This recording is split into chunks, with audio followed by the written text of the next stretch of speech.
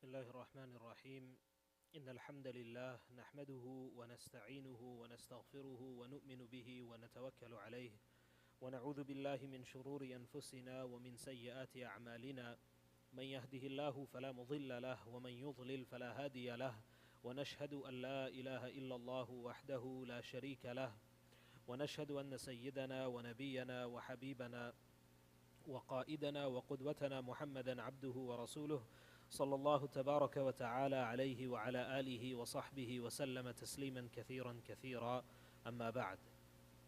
Welcome back, brothers and sisters, to day 25 of 28 in our Ramadan series on the book ثلاثون سببا للسعادة, or 30 means of acquiring happiness.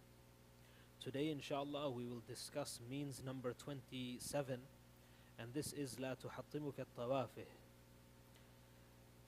Tafih means something that is not worthy of consideration. Shay'un tafih refers to something that is, a very pedestrian thing, a very ordinary thing. So do not let insignificant things bring you down. Do not let insignificant things be an obstacle to your happiness. So this is means number 27, and this is again a very practical one. If you look at the people around you that, are upset or are unhappy, many of them, the source of their unhappiness seems to be something very ordinary and something very insignificant, right? So for example, if we look at the munafiqeen in the time of the Prophet sallallahu alaihi wasallam, they had, their thinking was a very lowly level of thinking, and they had a very, they were very petty. So some of their excuses, for example, that are mentioned in the Quran, لا تنفروا في الحر. Oh, jihad, we can't go right now, it's too hot. Right? So this was their excuse, it's too hot, don't go in the heat. And بيوتنا عورة إن بيوتنا عورة, that we can't come and defend, we can't come and fight alongside you because there's nobody to protect our homes are exposed. Or نخشى أن تصيبنا دائرة وعدنا الله ورسوله ما وعدنا الله ورسوله إلا غرورا. So all of these are aqwal and sayings of the munafiqeen that point to the pettiness of their thought process. And the believing person, our job is to have a very clear, pristine, and a very heightened level of thought. Something that is not, we are not petty people. We don't pay attention to the pettiness of circumstances, and we don't let them get in the way of sa'adah. If the situation, nobody's situation is ever going to be 100% perfect. So if you let the minor things in life distract you from your sa'adah, then you're going to live a life of unhappiness, and this is going to become an obstacle in you doing great things. So the minor imperfections and the things that are insignificant in the grand scheme of things, these are things that one should not pay attention to. So examples of this, my brothers and sisters, some points that we should take into consideration is, number one, when we should pursue ihsan or excellence in all things, right? This is our thought process. And pursuing excellence is not dependent upon the circumstances of your life and your context and your surroundings and your upbringing and your mood and the weather today and all of that being perfect. Pursuing excellence is a general command that under all circumstances, despite whatever is happening around you, whatever is happening within you, in every circumstance, the mu'min, his belief demands that he perform his actions with ihsan and excellence. So therefore, this is something that we should keep in mind, that whatever circumstances you find yourself in, you make the most of that, and you try and perform your actions with a level of ihsan, despite whatever circumstances you find yourself in. And Allah subhanahu wa ta'ala loves ihsan. Inna Allah kataba al-ihsana fi kulli shay. That Allah has decreed that you pursue excellence in all matters. So everything that you and I do, we do it to the best of our abilities. There is no half-hearted effort that we put. And regardless of, you do the best that you can with what you currently have. You don't sit and make petty excuses and wait for circumstances to change before you take action, because circumstances, they could or could not change, but you right now, today, you are here, you are present, you have your faculties intact, and whatever Allah subhanahu wa ta'ala has placed you in terms of circumstances, this is exactly where He desired and decreed for you to be. Therefore, this is where you must pursue ihsan. Number two, when it comes to, pettiness and allowing this to get in the way of one's sa'adah and one's happiness, something that's important for you and I as believing people is to constantly be in pursuit of increasing our knowledge. In pursuit of increasing our knowledge. Because when you increase your knowledge, you will realize that there are people that have less than you that are performing better than you. So when you analyze the world around you, and when you look at stories of our Salaf, for example, and when you look at the great things that the giants of this ummah did, and the way that they thought, the way that their thought process used to work, you will better yourself in the footsteps of these individuals. So high aspirations in the pursuit of knowledge, this is going to lead to personal growth. This is something that's going to better you as a person, and this is going to better your relationships with your family members, with your children, with your spouse, with your community. And this is something that, again, that there is no perfect circumstance for the pursuit of knowledge. There's always going to be something, some other thing that demands part of your attention or part of your effort. But again, this doesn't mean that it's not important to constantly be in pursuit of knowledge. So the believing person, from the day that they reach some sort of an understanding, and they develop, their intellect opens up, until the day that they return to Allah subhanahu wa ta'ala, we should constantly be in pursuit of knowledge.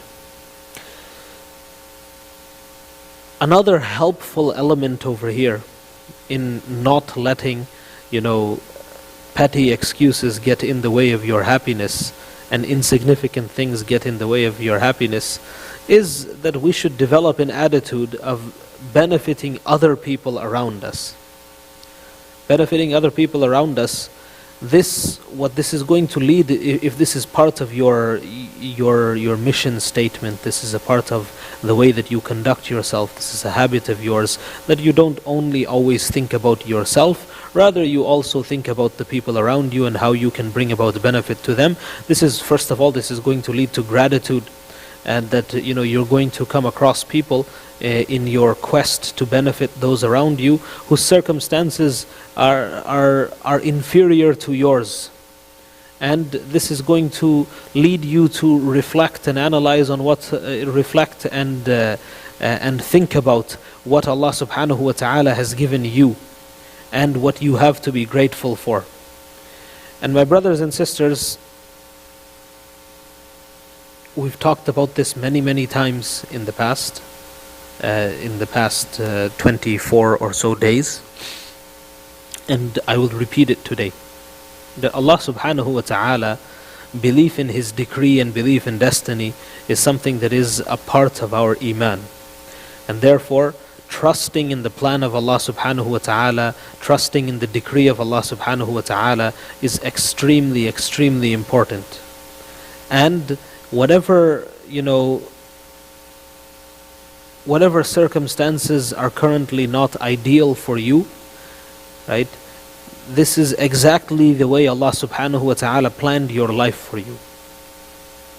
So therefore, we release ourselves to the decree of Allah subhanahu wa ta'ala as always. This is, if you're ever looking for a shortcut to happiness, it's this, that you take all necessary means to pursue the intended or desired result, and then you release yourself to the will and decree of Allah subhanahu wa ta'ala. If you forgot everything else that you learned during this month, and you're able to remember this, and you're able to apply this successfully in your life, then this will solve so many of your problems. What is it? That sa'ada, or happiness, is first of all taking the necessary actions and steps in order to achieve your desired outcome or intended result.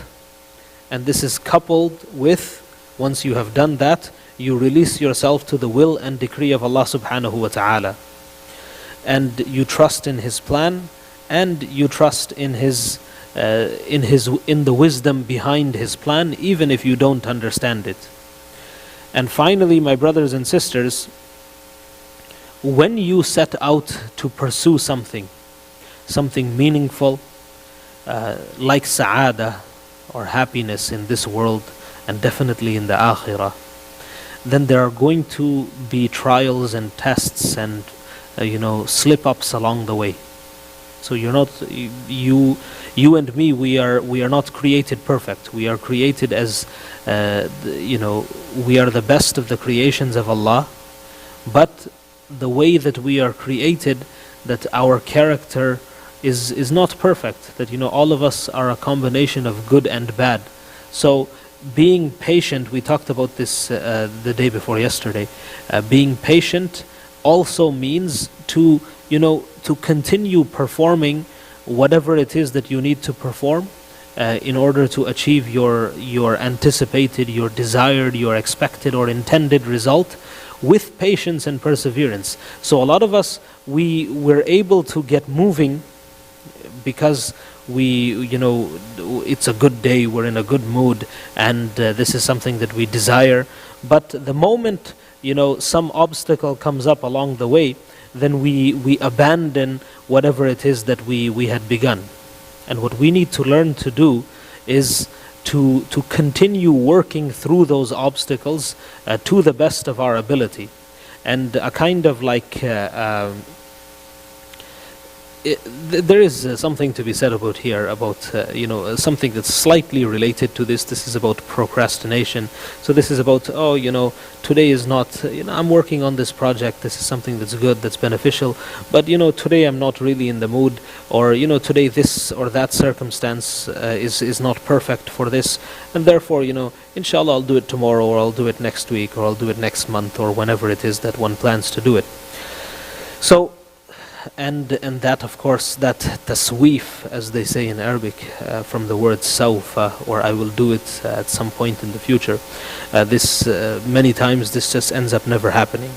So you can think of it as like a hack, or something that may be of use to you, and I have personally benefited from this as well, as that you force yourself to begin doing this.